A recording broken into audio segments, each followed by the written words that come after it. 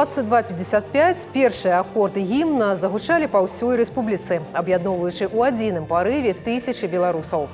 Гэта самае масавае выкананне галоўнай кампазіцыі суверэннай дзяржавы.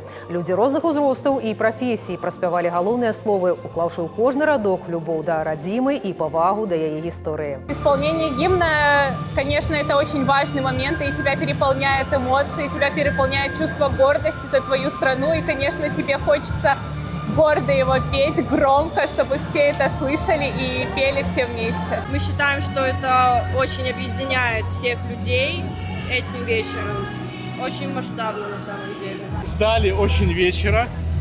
Вот. Мы хотим вместе, с семьей, дети остались дома, но мы хотим спеть со всей страной гимн. Завяршэннем свята стаў феерверк, які размаляваў неба над Гомельшчынай.